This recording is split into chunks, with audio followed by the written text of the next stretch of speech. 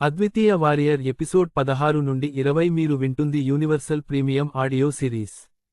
తన రోజువారీ శిక్షణను ముగించుకున్న తరువాత అర్జునుడు తన శుభ్రపరిచే పనిని ప్రారంభించాడు.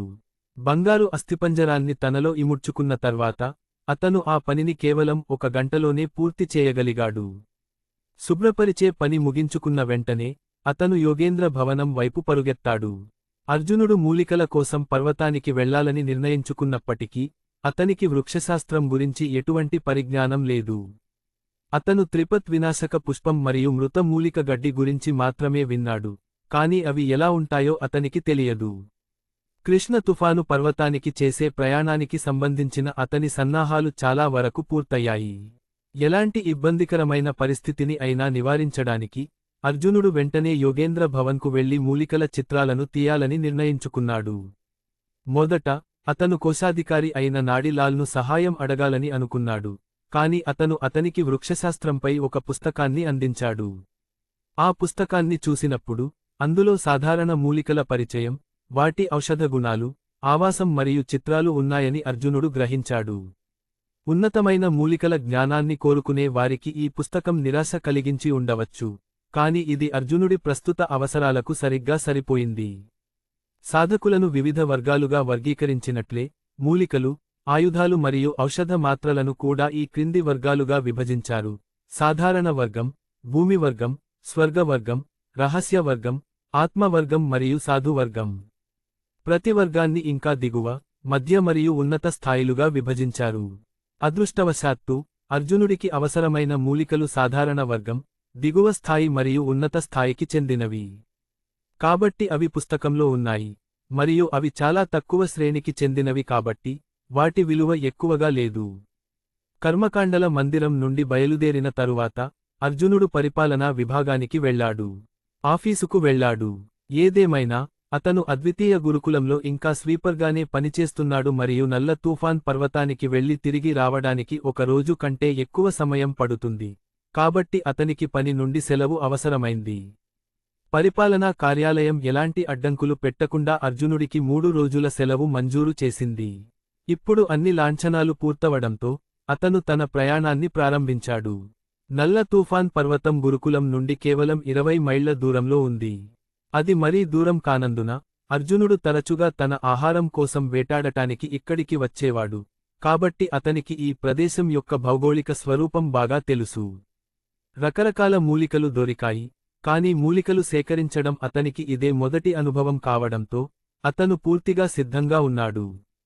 నీరు, ఆహారం, పార, సంచి తీసుకుని అతను తన ప్రయాణాన్ని ప్రారంభించాడు. వేగంగా నడుస్తూ అర్జునుడు నల్ల తుఫాను పర్వతాన్ని చేరుకుని చుట్టూ చూశాడు. ఆ పర్వతం ఆకాశానికి, భూమికి మధ్య ఉన్న ఒక పురాతన రాక్షసుడిలా కనిపించింది. విశాలమైన, అంతులేని, పచ్చని అడవులతో చుట్టుముట్టబడిన దాని ఎత్తైన, పల్లపు పర్వత శిఖరాలు దిగంతానికి ఆవల గర్వంగా నిలబడి ఉన్నాయి. అక్కడ నిలబడి ఉండగా అర్జునుడి జుట్టుకు చల్లని గాలి తగిలింది. కృష్ణ తుఫాను పర్వతంలో చాలా ప్రమాదకరమైన క్రూర మృగాలు నివసించేవి. కొన్ని ఉన్నత స్థాయి క్రూర మృగాలు యోధులను కూడా పారిపోయేలా చేయగలవు.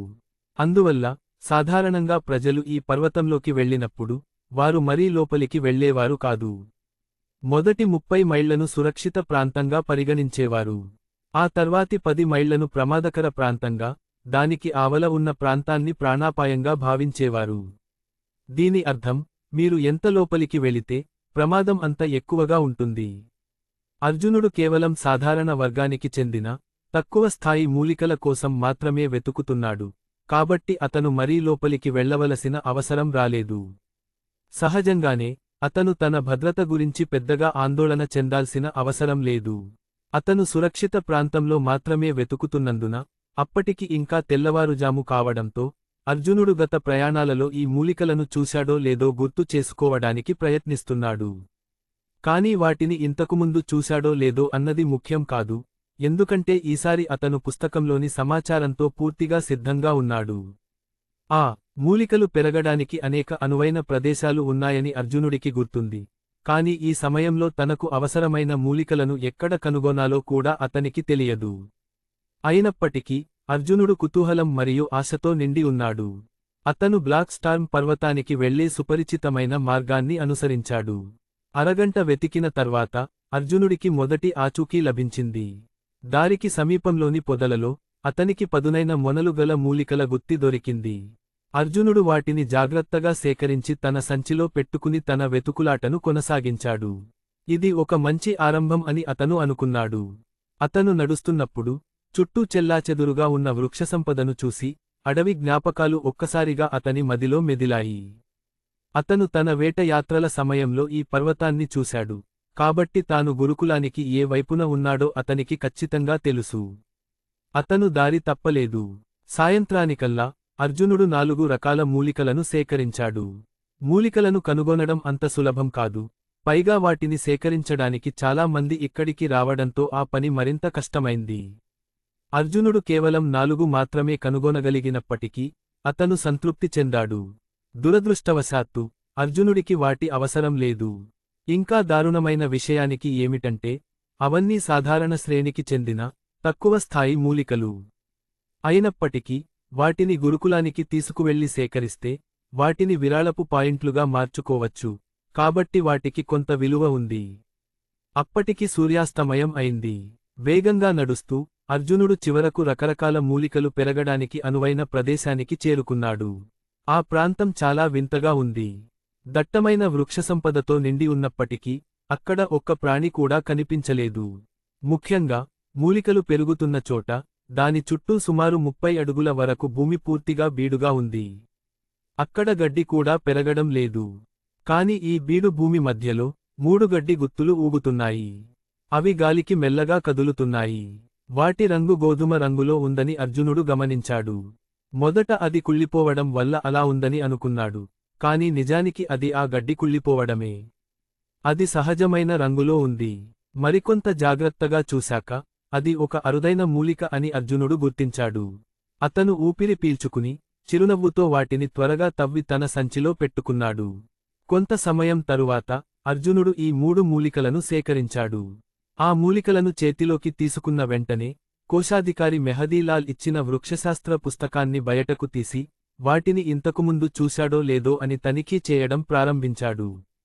అవి నిజంగానే ఎండిపోయిన మూలికలు, చెట్లు, గడ్డి. వాటి చిత్రాలు, అవి పెరిగిన విధానం మరియు పరిసరాలు అన్నీ పుస్తకంలోని రంగుల వర్ణనతో సరిపోయాయి. ఎండిపోయిన చెట్ల నుండి మాత్రమే పెరిగే డెడ్ హెర్బ్ ట్రీ గ్రాస్, ఎండిన మూలికల గడ్డి దొరకడం చాలా సులభం. పర్వతాలలోని ఏ నిర్జీవ ప్రదేశం దగ్గరైనా ఇది సులభంగా దొరుకుతుంది. అర్జునుడు ఈ మూలికలను జాగ్రత్తగా తన సంచిలో పెట్టుకుని నీరు, ఆహారం బయటకు తీశాడు. ఆ తర్వాత తినడానికి, విశ్రాంతి తీసుకోవడానికి అనువైన ప్రదేశం కోసం వెతకడం ప్రారంభించాడు. ఈసారి అతను పర్వతానికి రావడానికి ముఖ్య ఉద్దేశ్యం త్రిపత్ వినాశక పుష్పం మరియు డెడ్ హెర్బ్ ట్రీ గ్రాస్ ను కనుగొనడమే. ఇప్పుడు అతను డెడ్ హెర్బ్ ట్రీ గ్రాస్ ను సంపాదించాడు కాబట్టి అతని తదుపరి లక్ష్యం త్రిపత్ వినాశక పుష్పం. అతను దానిని మాత్రమే కాకుండా త్రిపత్ వినాశక పుష్పాన్ని కూడా కనుగొనవలసి ఉంది. తన అన్వేషణను ముమ్మరం చేయాలని అర్జునుడు మనసులో నిశ్చయించుకున్నాడు. కాని అప్పటికే సూర్యుడు అస్తమించి చీకటి పడుతోంది. మూలికల కోసం వెతకడానికి ఇది సరైన సమయం కాదు, కాబట్టి అర్జునుడు విశ్రాంతి తీసుకోవాలని నిర్ణయించుకున్నాడు. అతను ఇంతకుముందు పర్వతాలకు వచ్చినప్పుడల్లా అక్కడ ఎప్పుడూ రాత్రి గడపలేదు. కాని ఒక సామెత ఉంది కదా, మీరు పంది మాంసం తినకపోయినా పందిని చూసే ఉంటారు. ఈ నేపథ్యంలో పర్వతాలలో రాత్రి గడపడం వల్ల కలిగే ప్రమాదాల గురించి అతనికి బాగా తెలుసు. దగ్గరలో ఉన్న చెట్టును చూసి అర్జునుడు దానిని ఎక్కాడు మరియు అనువైన స్థలాన్ని కనుగొన్న తరువాత అతను నిద్రకు సిద్ధమవ్వడం మొదలుపెట్టాడు. సౌకర్యవంతమైన చోటు దొరకగానే అతను పడుకుని కళ్ళు మూసుకున్నాడు. రాత్రి సుమారు అర్ధరాత్రి 1:30 గంటల వరకు అర్జునుడికి నిద్ర పట్టలేదు. అప్పుడు అతను నల్ల పుస్తకాన్ని బయటకు తీసి 3వ పేజీని తెరిచాడు. ఒక ఆలోచనతో ధూపపాత్ర దానంతట అదే బయటకు వచ్చింది. ఇది కూడా అర్జునుడు ఛేదించిన ఆ నల్ల పుస్తకం యొక్క రహస్యాలలో ఒకటి. దానిలో భద్రపరిచిన ఏ వస్తువునైనా ఇష్టానుసారంగా బయటకు తీయవచ్చు, తిరిగి లోపల పెట్టవచ్చు. అది ప్రాథమికంగా ఒక నిల్వ పుస్తకం, మరియు ధూపపాత్ర అప్పటికే దానిలో ఉంచబడింది, కాబట్టి ఈ లక్షణం అతనికి పెద్దగా ఆశ్చర్యం కలిగించలేదు. కాని అర్జునుడికి అర్థం కాని విషయానికి ఏమిటంటే ఈ పుస్తకంలో కేవలం ధూప నైవేద్యాలు మాత్రమే స్వీకరించగలిగాడు. ఇతర వస్తువులు కాదు. దీనివల్ల ఈ పుస్తకం ఒక ఆత్మశిల కాదేమోనన్న సందేహం అతనికి కలిగింది. సాధారణంగా ఆత్మశిలలు కొన్ని వస్తువులను స్వీకరించి, మరికొన్నింటిని తిరస్కరించడంలో పరిమితిని కలిగి ఉంటాయి. కొంతసేపు ఆ పుస్తకంతో ఆడుకున్న తర్వాత అర్జునుడు అలసిపోయి నిద్రపోయాడు. ఎందుకంటే అతను రోజంతా పర్వతంలో తిరుగుతూ గడిపాడు.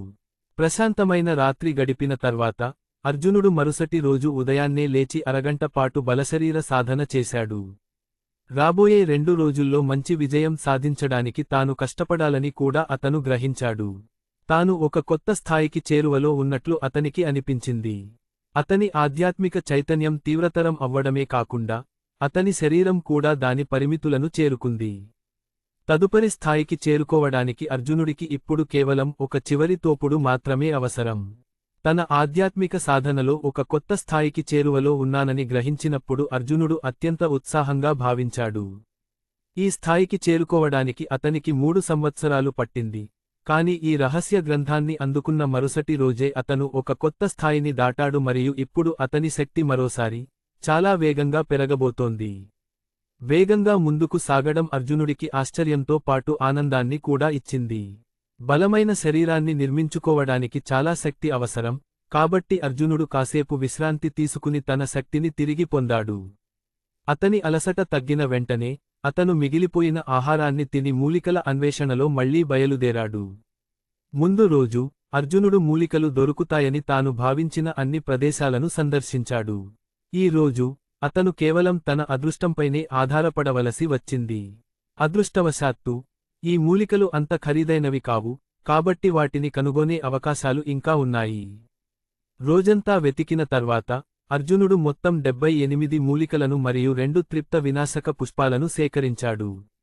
ఇప్పుడు అతని వద్ద ధూపదానాన్ని క్రియాశీలం చేయడానికి సరిపడా మూలికలు ఉన్నాయి, కాని అతనికి ఇంకా మరిన్ని కావాలి. సమయం గడిచి త్వరలోనే చీకటి పడింది.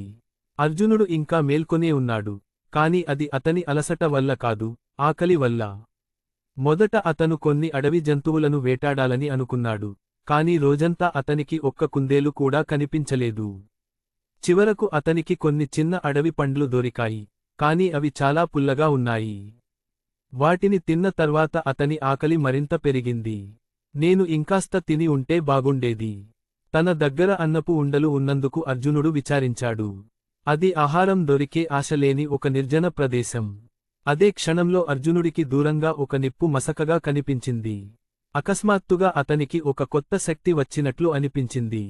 అతను వెంటనే లేచి ఆ దిశగా నడవడం ప్రారంభించాడు. అడవిలో నిప్పు రాజేయడానికి సాహసించేవారు అజ్ఞానులైనా అయి ఉండాలి లేదా వారు దేనికి భయపడనివారైనా అయి ఉండాలి.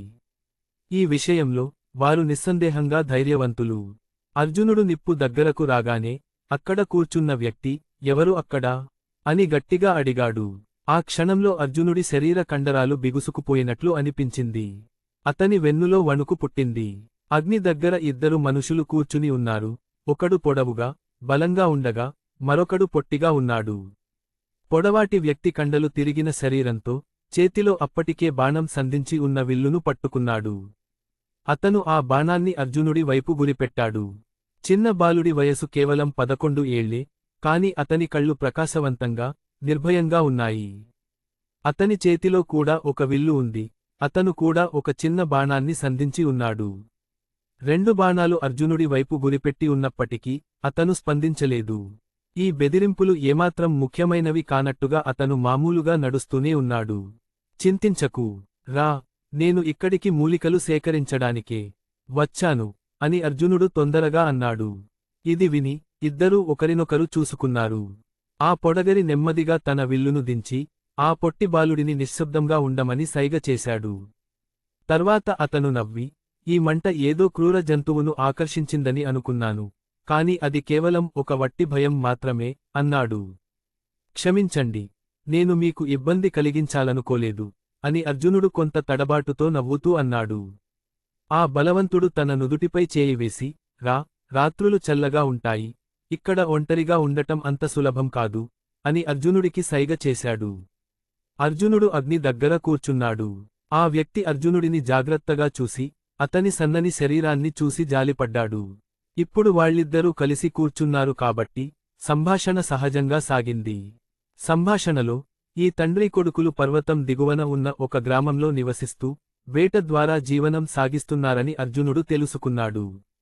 వారు అంత ధనవంతులు కాకపోయినా, వారికి తినడానికి, తాగడానికి సరిపడా ఆహారం ఉంది. ఆ బాలుడు చిన్నవాడైనప్పటికీ, వేటలో చాలా నేర్పరి మరియు తన తండ్రితో కలిసి నల్ల తుఫాను పర్వతానికి చాలాసార్లు వెళ్లాడు. అందువల్ల, ఆ పర్వతం గురించిన అతని జ్ఞానం అర్జునుడి కంటే చాలా ఎక్కువ. అర్జునుడు కూడా వారికి తన గురించి కొంచెం చెప్పాడు. తాను అద్వితీయ గురుకుల శిష్యుడినని చెప్పగానే, ఆ బలవంతుడు ఆశ్చర్యపోయాడు. అయితే ఆ చిన్న బాలుడు మాత్రం అత్యంత కుతూహలంగా మారి, తన మెరిసే నల్లని కళ్లతో అర్జునుడి వైపే చూస్తూ ఉండిపోయాడు. ఆ వ్యక్తి, నా కొడుకు కూడా యోధుడు కావాలనుకున్నాడు, కాని అతనికి తగినంత ప్రతిభ లేకపోవడం వల్ల తిరస్కరించబడ్డాడు. అందుకే అతను మిమ్మల్ని ఇంతగా ఆరాధిస్తాడు, అని చెప్పాడు. ఇది విన్న అర్జునుడికి తన గత 3 ఏళ్లు గుర్తుకు వచ్చాయి. ఈ మాట అతని హృదయాన్ని కదిలించింది. అర్జునుడు ఏదో చెప్పబోతుండగా, అతను ఆప్యాయంగా ఆ బాలుడి తల నిమిరాడు. సరిగ్గా అప్పుడే అతని కడుపు గట్టిగా గొణుగుకుంది.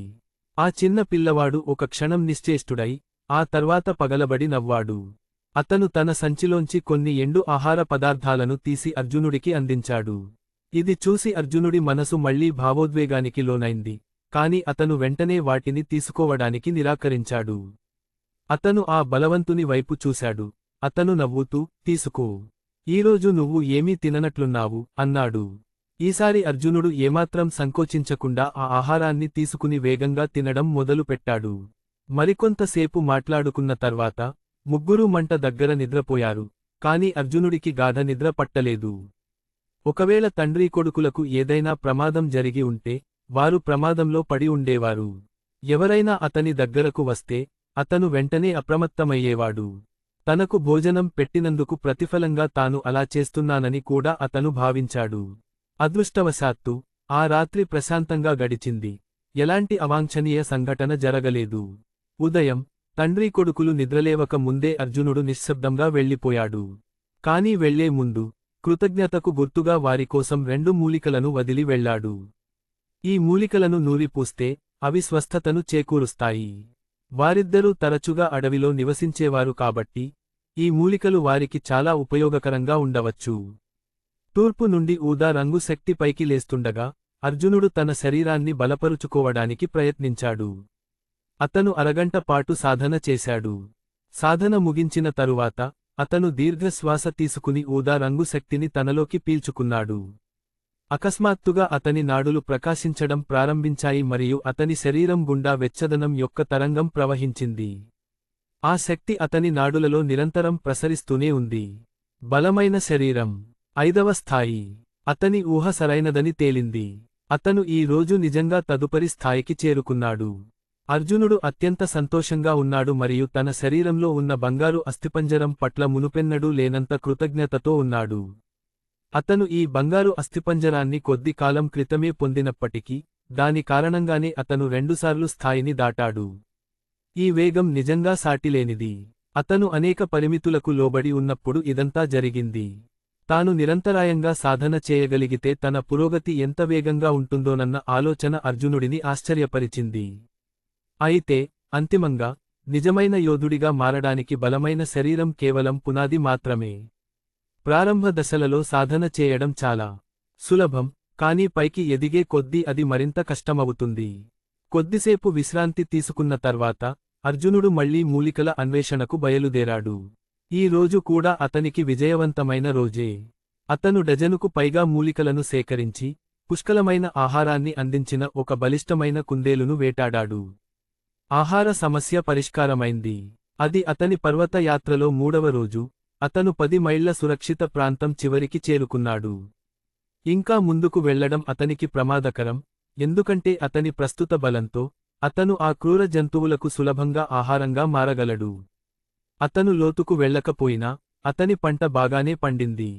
అతను 20 కంటే ఎక్కువ రకాల మూలికలను సేకరించాడు మరియు గత 2 రోజులతో కలిపి, అతని వద్ద మొత్తం 40 రకాల మూలికలు ఉన్నాయి. ఇది అతని ప్రయాణం చాలా ప్రయోజనకరమని నిరూపించింది. కానీ దురదృష్టవశాత్తు, అతనికి అవసరమైన 2 ప్రధాన మూలికలు ఇంకా చాలా అరుదుగా దొరుకుతున్నాయి. పరిమాణం తక్కువగా ఉంది. 3 రోజుల్లో 40 రకాల మూలికలను సేకరించడం అంత తేలికైన పని కాదు. అవన్నీ సాధారణ వర్గానికి చెందిన తక్కువ స్థాయి మూలికలు అయినప్పటికీ, అతను వాటిని కాంట్రిబ్యూషన్ పాయింట్లుగా మార్చుకోగలిగాడు. కాని ఈ ప్రక్రియలో అతను తన సాధన సమయాన్ని చాలా వృధా చేసుకున్నాడు. దీనివల్ల అతనికి కొంత నష్టం కూడా జరిగింది. అప్పటికి మధ్యాహ్నం అయింది మరియు అర్జున్ తనను యూనిక్ గురుకులానికి తిరిగి తీసుకువెళ్లే మార్గం వైపు నడవడం ప్రారంభించాడు. అర్జున్కు కేవలం 3 రోజుల సెలవు మాత్రమే ఉంది. కాబట్టి అతను మరుసటి రోజు ఉదయం లోపు తిరిగి రావాలి, లేకపోతే అతను తీవ్రమైన శిక్షను ఎదుర్కోవలసి వస్తుంది. అర్జున్ పూర్తి ఆత్మవిశ్వాసంతో ఉన్నాడు. చీకటి పడకముందే తాను గురుకులానికి చేరుకుంటానని అతడు నిశ్చయించుకున్నాడు. ఎందుకంటే అతడు కేవలం 100 మైళ్ల దూరంలోనే ఉన్నాడు. అది పెద్ద దూరమేమీ కాదు. ఆ నల్ల పుస్తకంలోని 3వ పేజీ గురించి అతడు చాలా ఆసక్తిగా ఉన్నాడు. దాని పర్యవసానాల గురించి ఆలోచిస్తుంటేనే అతని అడుగులలో ఉత్సాహం పెరిగింది. సగం దూరం నడుస్తుండగా అర్జునుడికి అకస్మాత్తుగా దగ్గరలోనే ఒక పదునైన కేక వినిపించింది. అందులో ఒక చిన్నపిల్ల ఏడుపు కూడా కలిసి ఉంది. అది విని అతడు తన అడుగులను ఆపి జాగ్రత్తగా వినడానికి ప్రయత్నించాడు. వెంటనే అతని ముఖం గంభీరంగా మారి ఆ శబ్దం వైపు వేగంగా పరుగెత్తాడు. ఆ శబ్దం వినగానే అతడు గత రాత్రి తాను కలిసిన తండ్రి కొడుకుల స్వరాలే ఇవి అని, ఆ పసివాడి ఏడుపు కూడా అదే చిన్న పిల్లాడిదేనని అతను గుర్తించాడు. వారు ఖచ్చితంగా ఏదో చిక్కులో ఉన్నారు, లేకపోతే ఇంత గందరగోళం ఎందుకు సృష్టిస్తారు? గత రాత్రి వారు తమ ఆహారాన్ని అర్జునుడికి ఇచ్చారు. వారి ఉపకారాన్ని తిరిగి చెల్లించడం అతని కర్తవ్యం. అతను వారిని సమీపిస్తున్న కొద్దీ తండ్రి ఉరుములాంటి స్వరం మరింత నిస్సహాయంగా మారింది మరియు పిల్లవాడి స్వరం క్రమంగా బలహీనపడింది. అర్జునుడి ముఖం గంభీరంగా మారింది మరియు అతని మనసులో ఒక చెడు శకునం మెదిలింది. అతను అక్కడికి చేరుకునేసరికి తండ్రి స్వరం పూర్తిగా ఆగిపోయింది. అతని ముందు ఒక ఎత్తైన దిబ్బ నిలబడి ఉంది. నేను ఒక చీకటి గుహను చూశాను. గుహ బయట పొదలలో చిక్కుకొని ఒక వెండి ధనుస్సు పడి ఉంది. ముందు రోజు రాత్రి ఆ చిన్న బాలుడు పట్టుకున్న ధనుస్సు ఇదే. ఆలోచించకుండా అర్జునుడు తన వస్తువులను నేలపై పడేసి తన ఇంద్రియాలను పదును పెట్టుకుని నేరుగా ఆ చీకటి గుహలోకి ప్రవేశించాడు. గుహలోని వెలుతురు మసకగా ఉన్నా చూడటానికి సరిపడా ఉంది. గుహ అంతటా సాలెగూళ్లు అల్లుకొని ఉన్నాయి. గోడలపైన, నేలపైన ఉన్న ఈ సాలెగూళ్లు ఒకదానికొకటి అనుసంధానించబడి వివిధ మందాలలో ఉన్నాయి. పొరల మీద పొరలుగా ఉన్న ఈ సాలెగూళ్లతో ముందుకు వెళ్లే దారి పూర్తిగా మూసుకుపోయింది. గుహ లోపల తేమ ఉంది. పైకప్పు నుండి నీటి బిందువులు కారుతున్నాయి. అర్జునుడు ఆ గుహ వైపు చూశాడు. అతను ఒక అడుగు ముందుకు వేయగానే అతని పాదం నేలలోకి దిగబడిపోయింది. మనసును కుదుటపరుచుకుని అర్జునుడు నెమ్మదిగా ముందుకు కదిలాడు. అప్పుడు అతనికి లోతైన శ్వాస శబ్దం వినిపించింది. అతని ముందు సాలీడు వలలో చిక్కుకుని మనిషి ఆకారంలో ఉన్న ఒక కాయ ఊగుతోంది. దాని పైభాగం నుండి ఒక ముఖం కనిపిస్తోంది. అతను ముందు రాత్రి అర్జునుడు కలిసిన అదే శక్తివంతమైన వేటగాడు. ఆందోళనతో అర్జునుడు ఆ చిక్కుకున్న వేటగాడి వైపు పరుగెత్తాడు.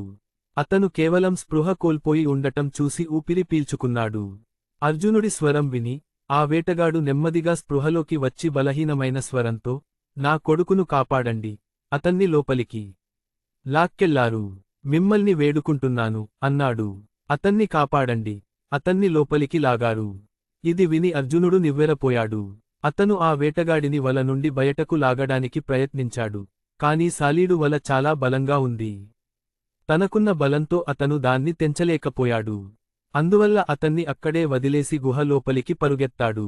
వెనుక నుండి ఆ వేటగాడు హెచ్చరించాడు, జాగ్రత్త, అది ఒక రాక్షస సాలీడు. ఒక రాక్షస సాలీడు. ఇది వినగానే అర్జునుడి గుండె వేగంగా కొట్టుకోవడం మొదలైంది. ఈ రాక్షస జీవులు సాధారణ అడవి జంతువులలా లేవు. అవి చంపడాన్ని ఆస్వాదిస్తాయి. అవి నిజంగా చాలా ప్రమాదకరమైనవి, మరియు అర్జునుడు తనకున్న బలంతో వాటిని అత్యంత సులభంగా చంపగలడు. అతను బలహీనంగా కూడా పోరాడలేకపోయాడు. బ్లాక్ టువాన్ పర్వతాలలోని 30 మైళ్ల ప్రాంతం ఇంతకుముందు సురక్షితమైనదిగా భావించబడింది, ఎందుకంటే అక్కడ అలాంటి ప్రమాదకరమైన జీవులు లేవు. కానీ దురదృష్టవశాత్తు ఒకటి ఇక్కడ ఉంది. ఇది నిజంగా ఊహించని పరిస్థితి. ఇప్పుడు తాను ఒక ప్రాణాంతకమైన రాక్షస జీవిని ఎదుర్కోబోతున్నానని గ్రహించిన అర్జునుడు మునుపటి కంటే మరింత జాగ్రత్తగా మరియు నెమ్మదిగా మారాడు. అతను తన అడుగులను తేలిక చేసి సొరంగంలో ముందుకు కదలడం ప్రారంభించాడు. లోపలికి సుమారు 10 అడుగులు వెళ్ళిన తర్వాత అర్జునుడు ఒక చిన్న బాలుడిని చూశాడు. అతను తన తండ్రిలాగే ఒక గూడులో చుట్టబడి ఒక పెద్ద సాలీడు వల నుండి గాలిలో వేలాడుతున్నాడు. అతని పక్కనే అక్కడ పువ్వుల వంటి ఆకారాలున్న ఒక పెద్ద సాలీడు కూర్చుని ఉంది. దాని నోటిలో ఉన్న ఒక గొట్టం నేరుగా ఆ బాలుడి పక్కలోకి చొచ్చుకుపోయింది. బాలుడి నరాల నుండి చిక్కటి ఎర్రటి రక్తం ధారగా కారి సాలీడు నోటిలోకి ప్రవహించడాన్ని అర్జునుడు స్పష్టంగా చూశాడు. గుహ నేలంతా రకరకాల జంతువుల ఎముకల కుప్పలతో నిండి ఉంది. ఇది చూశాక ఈ భయంకరమైన సాలీడు ఇక్కడ ఎంతకాలంగా నివసిస్తోందో, ఎన్ని అమాయక ప్రాణులను చంపిందో స్పష్టమైంది. అర్జునుడికి ఆలోచించడానికి సమయం లేదు. ప్రతి క్షణం ఆలస్యం ఆ బాలుడిని మృత్యువుకు మరింత చేరువ చేస్తుంది. ఒక్క క్షణం ప్రశాంతంగా ఉండి అతను అకస్మాత్తుగా తన సర్వశక్తితో ఆ సాలీడుపై దాడి చేశాడు.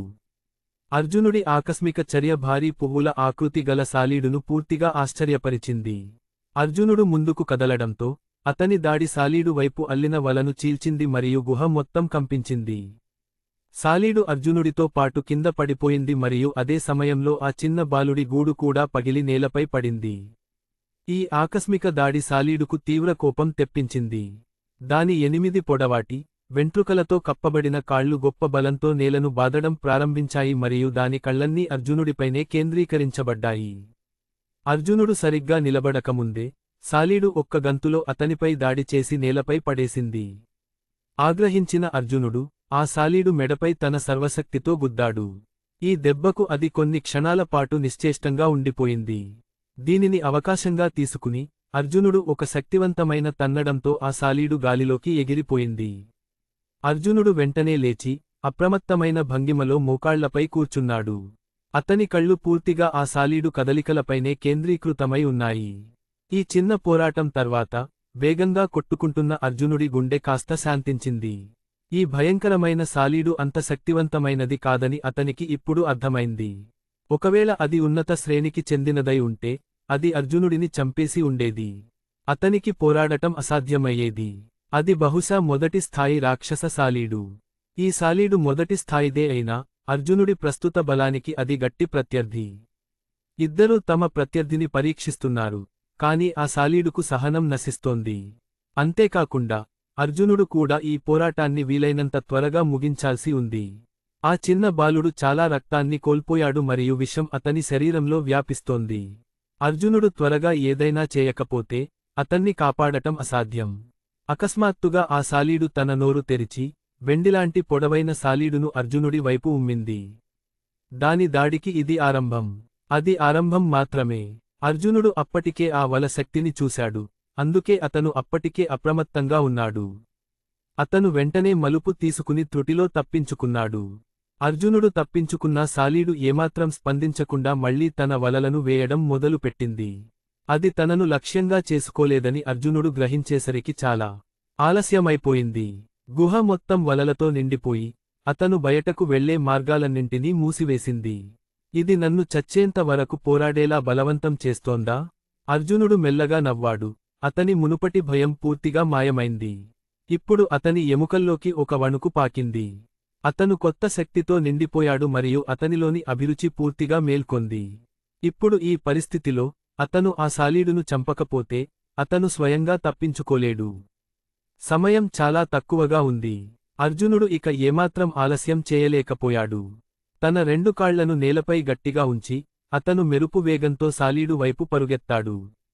సాలీడు మళ్లీ తన వలను విసిరింది, కాని అర్జునుడు అప్రమత్తంగా ఉన్నాడు. అతను వరుసగా 3 సార్లు ఈ దాడులను తప్పించుకుని చివరకు సాలీడుకు చాలా దగ్గరగా వచ్చాడు.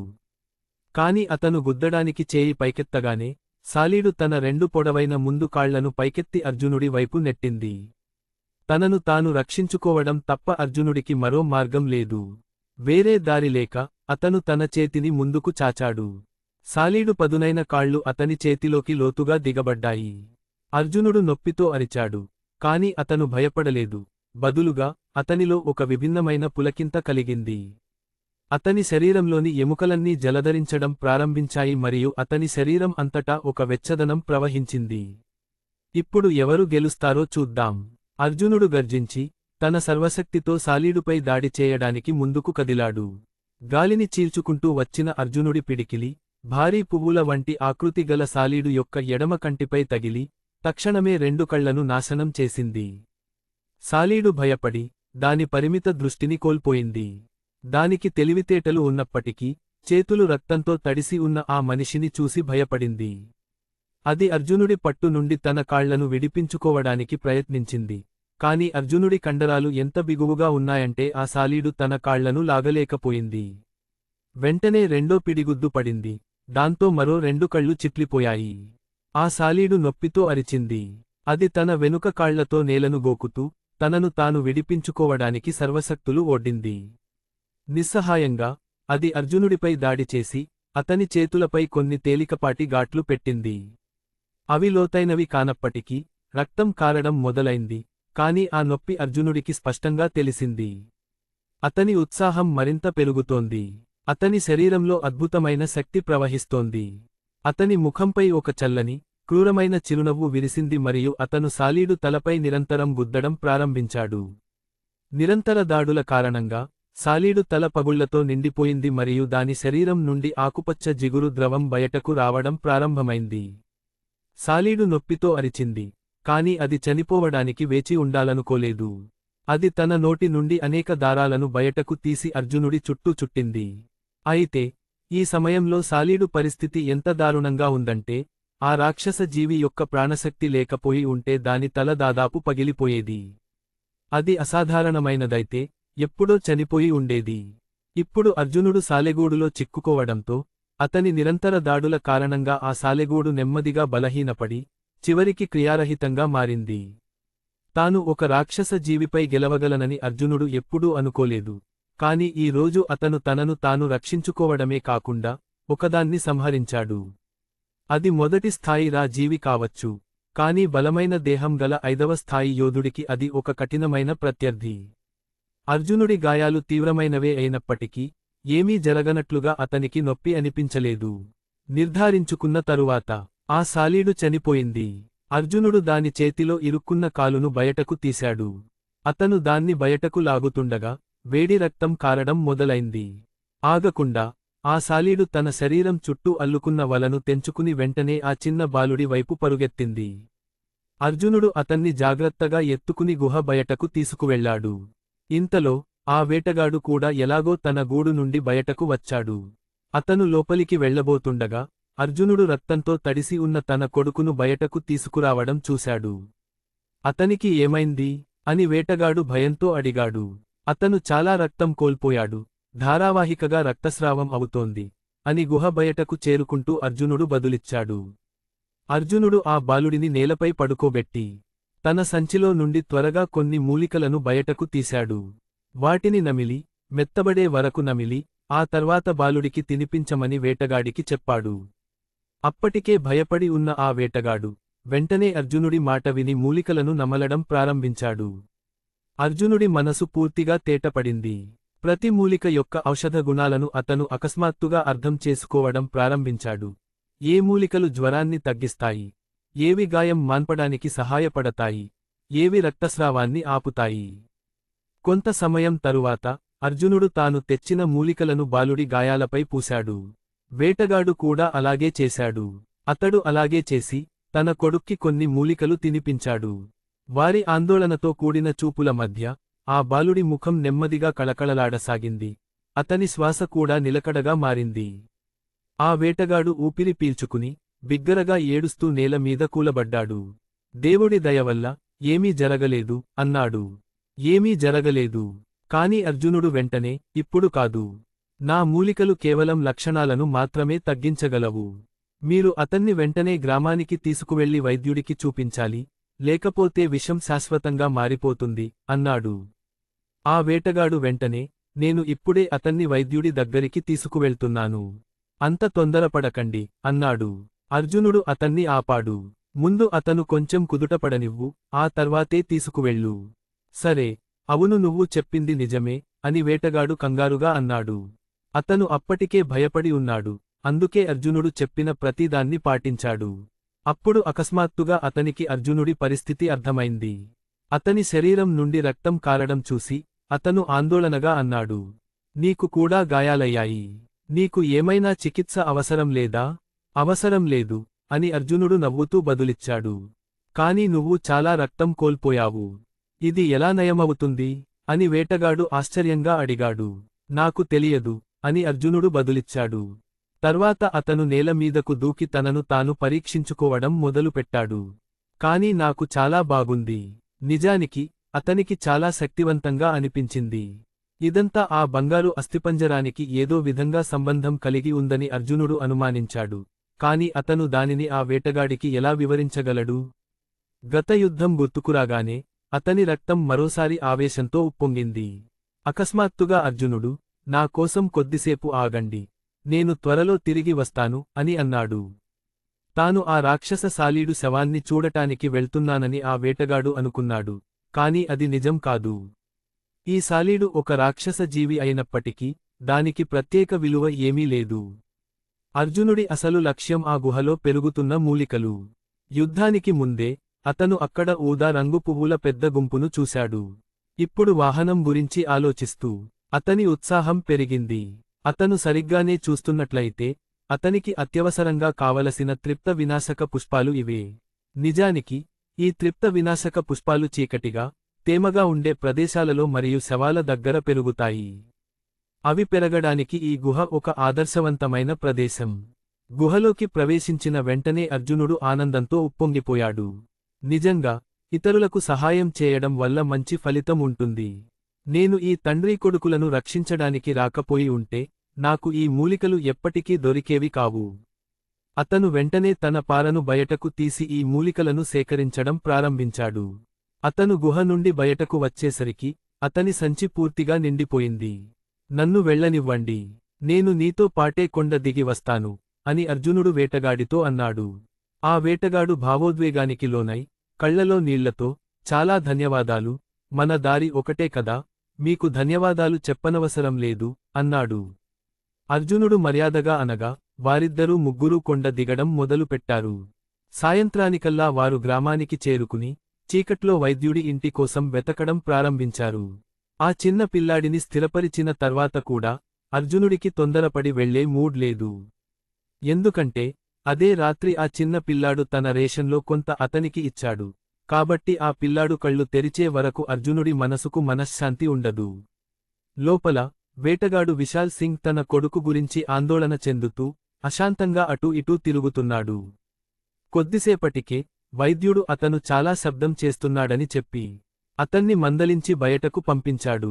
వైద్యుడు చతుర్వేది ఇలా అన్నారు, అదృష్టవశాత్తు మేము అతనికి సకాలంలో చికిత్స చేశాము, లేకపోతే నా కొడుకు ప్రాణాలు కోల్పోయి ఉండేవాడు. నా రక్షక, మీ దయ మరియు కరుణకు నేను ఎప్పటికీ రుణం తీర్చుకోలేను. నా జీవితాంతం కష్టపడి పనిచేసినా మీ మేలును నేను తీర్చలేను. ఇలా చెప్పి వేటగాడు విశాల్ సింగ్ అర్జునుడి ముందు మోకరిల్లాడు. అర్జునుడు అతన్ని పైకి ఎత్తడానికి తొందరపడ్డాడు. అతను ఏమీ మాట్లాడకుండా చిరునవ్వుతో, విశాల్ అన్నయ్య, మనిషి బంగారం, వెండి ముందు మాత్రమే తలవంచుతాడు. నువ్వు ఇలా మోకరిల్లడం మన మంచి సంబంధాలను దెబ్బతీస్తుంది. ఇకపై ఇలా చేయకు. అంతేకాకుండా నేను కూడా మీ అబ్బాయి రేషన్లో కొంత తిన్నాను. ఇందులో ఎవరిదైనా తప్పు ఉంటే అది నాది కూడా, అని చెప్పి అర్జునుడు ముందుకు వెళ్లి వేటగాడు విశాల్ సింగ్ను ఎత్తుకున్నాడు. విశాల్ సింగ్ కళ్ల నుండి కన్నీళ్లు జారాయి. రక్షక, మీరు నిజంగా గొప్పవారు, అని వారు మాట్లాడుకుంటుండగా వైద్య చతుర్వేది బయటకు వచ్చి విశాల్ సింగ్తో, ఇప్పుడు ఎలాంటి ప్రమాదం లేదు, కాబట్టి ఆందోళన చెందాల్సిన అవసరం లేదు, అని చెప్పింది. కాని అతను చాలా రక్తం కోల్పోయాడు, కాబట్టి అతను మరికొంతసేపు నిద్రపోవాలి. అతను మేల్కొన్నప్పుడు అతను పూర్తిగా ఆరోగ్యంగా ఉంటాడు. ఇది విని అర్జున్ మరియు విశాల్ సింగ్ ఇద్దరూ ఊపిరి పీల్చుకున్నారు. అర్జున్ పూర్తిగా శాంతించిన తర్వాత అతని శరీరంలో తీవ్రమైన అలసటను అనుభవించాడు. ఈ రోజు చాలా ఉత్తేజకరమైన రోజు. అతను చాలా చిన్నవి కూడా తిన్నాడు మరియు చాలా రక్తం కోల్పోయాడు. అతని ఓపిక మెరుగుపడినప్పటికీ అతని శరీరంపై ఉన్న గాయాలు తమ ప్రభావాన్ని చూపడం ప్రారంభించాయి.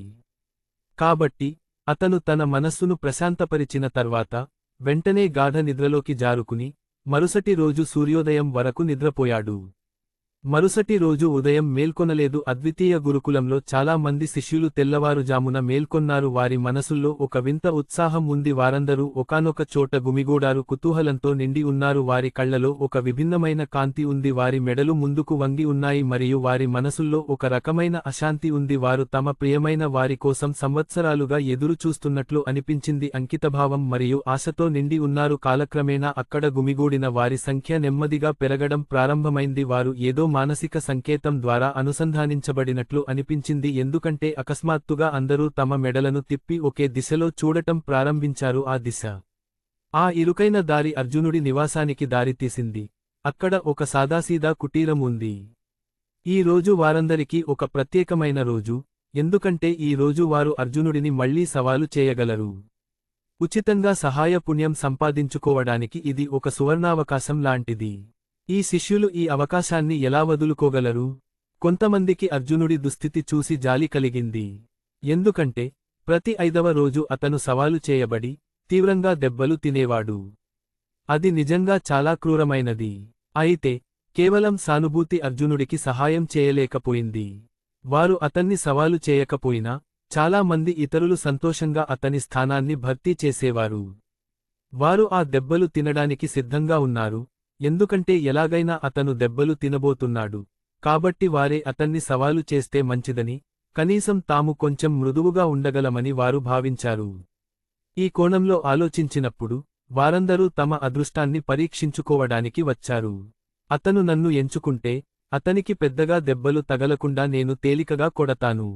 చాలా మంది తమ మనసులో ఇలాంటి వాదనలు చేసుకుంటున్నారు.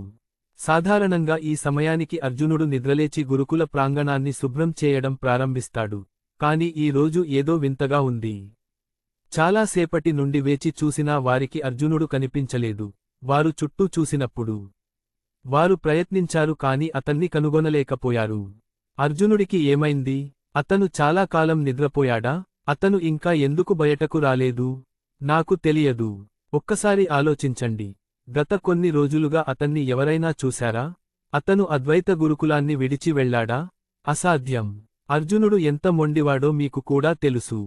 మీరు అతన్ని చంపినా కూడా అతను ఇక్కడి నుండి వెళ్ళడు. అతను వెళ్ళవలసి వస్తే కేవలం పరీక్షా శిష్యుడిగా ఉన్నప్పుడే వెళ్ళిపోయేవాడు. ఇంతకాలం ఇక్కడ ఉన్న తర్వాత వెళ్లడంలో అర్థం లేదు. ఆశ్చర్యకరమైన విషయానికి ఏమిటంటే కొన్ని రోజుల క్రితం అర్జునుడు కలిపవన పర్వతాలకు వెళ్ళిపోయాడని ఎవరికీ తెలియదు. అతను అనుమతి తీసుకుని అప్పటి నుండి తిరిగి రాలేదు. ఇది కొత్తేమీ కాదు, ఎందుకంటే అర్జునుడు సాధారణ రోజుల్లో ఎవరితోనూ ఎక్కువగా కలవడు, కాబట్టి అతను ఎక్కడున్నాడో ఎవరికీ తెలియదు. ఈ బృందం తమలో తాము చర్చించుకుంటుండగా ఒక యువకుడు నెమ్మదిగా ఆ గుంపు వైపు నడిచాడు. అతని ముఖం పాలరాయిలా నునుపుగా ఉంది మరియు అతని దేహదారుఢ్యం కూడా అంతే ఆకట్టుకునేలా ఉంది. అతను నిజంగానే ఆకర్షణీయమైన యువకుడు, కాని ఈ రోజు అతని ముఖంలో తీవ్రమైన కోపం ప్రతిఫలించింది. అతను పళ్ళు బిగించి ఎవరినో తిడుతూ నడుస్తున్నాడు. అతని వెనుక అద్వితీయ గురుకులానికి చెందిన పలువురు శిష్యులు నడుస్తున్నారు. వారు అతని ప్రాముఖ్యతను నొక్కిచెబుతూ నలువైపులా అతన్ని చుట్టుముట్టారు. అతను వివరిస్తూ జనసమూహంలోకి రాగా ఆ యువకుడు ఇక్కడ ఇంతమంది ఎందుకు గుమిగూడారని చిరాకుగా అడిగాడు. దీనిపై ఒక శిష్యుడు వెంటనే ముందుకు వచ్చి, గురువుగారు సుయాష్, ఈరోజు అర్జునుడిని సవాలు చేసే రోజు, అందుకే ఇంతమంది శిష్యులు ఇక్కడ గుమిగూడారు, తద్వారా వారు కొన్ని పుణ్యఫలాలను పొందగలరు అని మెల్లగా అన్నాడు. గురువుగారు సుయాష్ అని పిలవబడిన ఆ యువకుడు మొదట కనుబొమ్మలు పైకెత్తి ఆపై గట్టిగా నవ్వి, మన మిత్రుడు అర్జునుడు పెద్ద కష్టంలో ఉన్నట్లుంది అన్నాడు. అతని మాటలు అర్జునుడి పరిస్థితి పట్ల అతని ఆనందాన్ని, చులకనతనాన్ని స్పష్టంగా ప్రతిబింబించాయి. అవును, అతనికి ప్రతి 5వ రోజు సవాలు ఎదురవుతుంది మరియు అతను నిటారుగా నిలబడే వరకు వదులుకోడు.